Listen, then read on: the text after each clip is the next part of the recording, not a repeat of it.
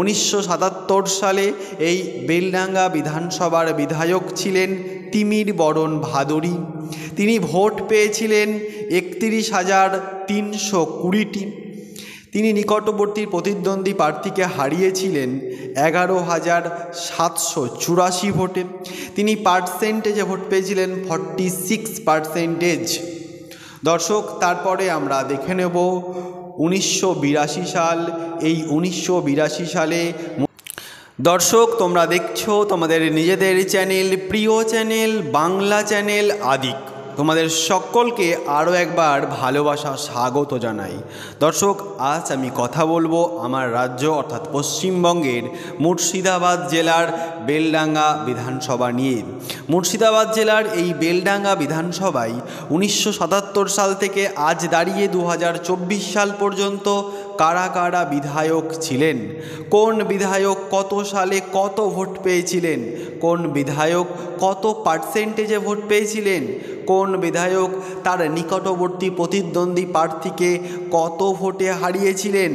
1977 সাল থেকে আজ দাঁড়িয়ে 2024 সাল পর্যন্ত সবথেকে বেশি ভোটে কোন বিধায়ক জয়লাভ করেছে, সবথেকে বেশি ভোট পেয়েছে কোন বিধায়ক, সবটা জানাবো এই ভিডিওর মধ্যে। প্রথম থেকে শেষ পর্যন্ত সঙ্গে থাকবে, এটাই আমি ভীষণভাবে আশাবাদী। আর যদি তুমি একজন রাজনীতিপ্রিয় মানুষ হও, এই ভিডিওটা তোমার জন্য ভীষণভাবে গুরুত্বপূর্ণ। চলো শুরু করি। দেখো, তোমরা স্ক্রিনে খুব সুন্দর করে দেখতে পাচ্ছ 1977 সালে এই বেলডাঙ্গা বিধানসভার বিধায়ক ছিলেন তিমির বরণ ভাদুড়ী। তিনি ভোট পেয়েছিলেন 31,320টি। তিনি নিকটবর্তী প্রতিদ্বন্দ্বী প্রার্থীকে হারিয়েছিলেন 11,784 ভোটে। তিনি পার্সেন্টেজে ভোট পেয়েছিলেন 46%। দর্শক, তারপরে আমরা দেখে নেব 1982 সাল।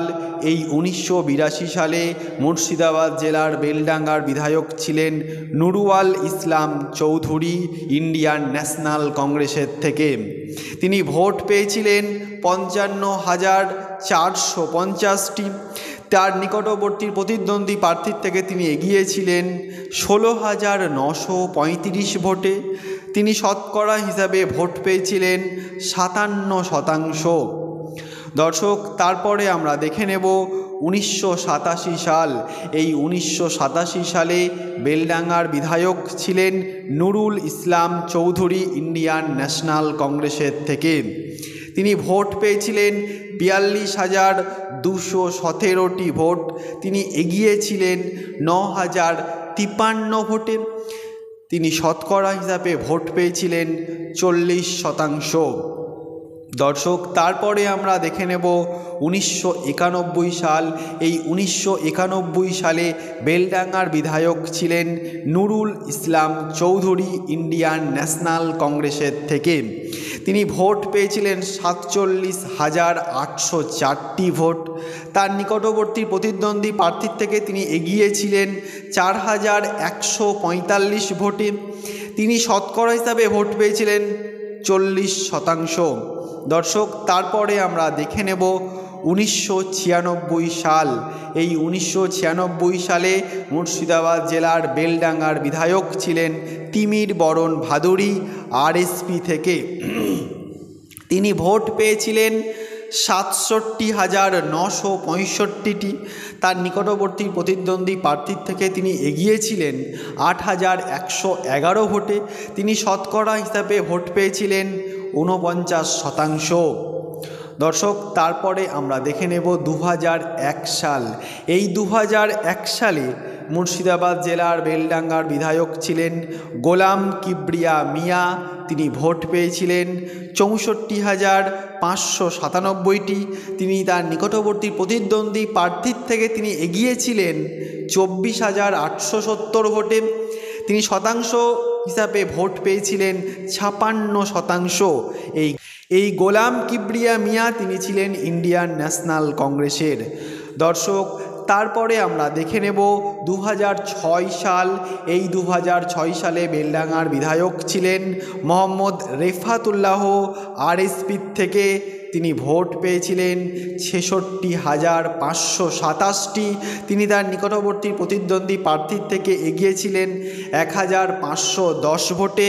তিনি শতকরা হিসেবে ভোট পেয়েছিলেন 46%। দর্শক, তারপরে আমরা দেখে নেব 2011 সাল। যে 2011 সালে গোটা রাজ্যে পালা বদল হয়েছিল। 34 বছরের বাম শাসনকে বর্তমান শাসক ধূলিসাৎ করে দিয়েছিল। সেই 2011 সালে পালা বদল হয়েছিল গোটা রাজ্যের বেশ কিছু বিধানসভায়। দর্শক, 2011 সালে এই বেলডাঙ্গার বিধায়ক ছিলেন শফিউজ্জামান শেখ।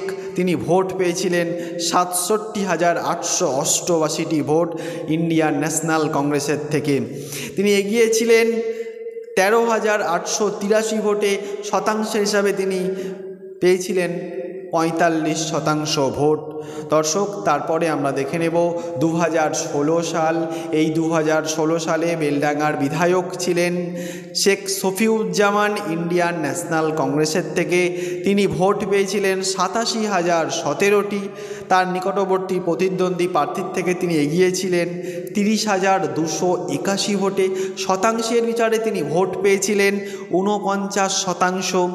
দর্শক, তারপরে আমরা দেখে নেব 2021 সাল, অর্থাৎ লাস্ট যে বিধানসভাটা হয়ে গেছে।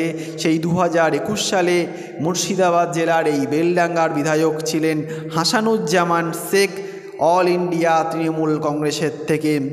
এই 2021 সালে প্রথম এককভাবে তৃণমূল কংগ্রেস এই বেলডাঙ্গায় হাসানুজ্জামান শেখের হাত ধরে তৃণমূল কংগ্রেসের জয় জয়কার। এই হাসানুজ্জামান শেখ 2021 সালে বেলডাঙ্গায় ভোট পেয়েছিলেন 1,12,862টি ভোট।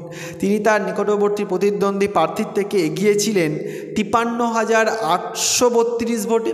তিনি শতাংশর বিচারে ভোট পেয়েছিলেন 55% ভোট। দর্শক, আমরা দেখলাম। এবার আমরা দেখে নেব এক ঝলকে এই বেলডাঙ্গায় কোন রাজনৈতিক দল কত সালে কত পার্সেন্টেজ ভোট পেয়েছিল। সবার প্রথমে আমরা সিপিআইএমেরটা দেখে নেব। দর্শক, এখানে সিপিআইএম বলতে মানে সিপিআইএমের শাখা সংগঠন যেটা আরএসপি, সেই আরএসপিডি এখানে প্রার্থী দিত। দর্শক, আমরা দেখে নিই, তোমরা স্ক্রিনে খুব ভালো করে লক্ষ্য করতে পারছো। 1977 সালে আরএসপি ভোট পেয়েছিল 46%। 1982-তে 39%। 1987-তে 32%। 1991-এ 37%। 1996-এ 49%। 2001-এ 34%। 2006-এ 46%। 2011-তে 36%। 2016-তে কংগ্রেসের সঙ্গে জোট করে পেয়েছিল 49%। 2021-এও কংগ্রেসের সঙ্গে জোট করে পেয়েছিল 13% ভোট, অর্থাৎ 13% ভোট। দর্শক, আমরা এবার দেখে নেব ইন্ডিয়ান ন্যাশনাল কংগ্রেস। দর্শক, কংগ্রেস 1977 সালে ভোট পেয়েছিল 28%। 1982-তে 57%। 1987-তে 40%। 1991-এ 40%। 1996-এ 43%। 2001-এ 56%। 2006-এ 45%। 2011-তে 45%। 2016-তে বামেদের সঙ্গে জোট করে পেয়েছিল 49%। 2021-এ বামেদের সঙ্গে জোট করে পেয়েছিল 13%। দর্শক, এবার আমরা বিজেপিরটা দেখে নেব। বিজেপি 1982 সালে বিজেপি পেয়েছিল 3%। 1987-তে 2%। 1991-এ 17%। 1996-এ 6%। 2001-এ 6%। 2006-এ কোনো ডেটা আমার কাছে নেই, তাই আমি বলতে পারছি না। 2011-তে 12%। 2016-তে 15%, 2021-এ 29%। দর্শক এবার আমরা তৃণমূল কংগ্রেসেরটা দেখে নেব। 2006-এ 4%, 2011-তে আমার কাছে কোনো ডেটা নেই তাই আমি বলতে পারছি না দর্শক। 2016-তে 32%, 2021-এ 55%। দর্শক এই বেলডাঙ্গা বিধানসভায় সবথেকে বেশি ভোট পেয়েছেন হাসানুজ্জামান শেখ, আর তিনি সবথেকে বেশি ভোটে জয়লাভ করেছেন। দর্শক ভালো থাকবেন, সুস্থ থাকবেন, সাবধানে থাকবেন, সর্বক্ষণ চেষ্টা করবেন নিজের কাজ নিয়ে ব্যস্ত থাকা, পরিবারকে সময় দেওয়া। যদি আমাদের চ্যানেলটি ভালো লেগে থাকে সাবস্ক্রাইব করতে একদমই ভুলবে না। দর্শক ভালো থাকবে।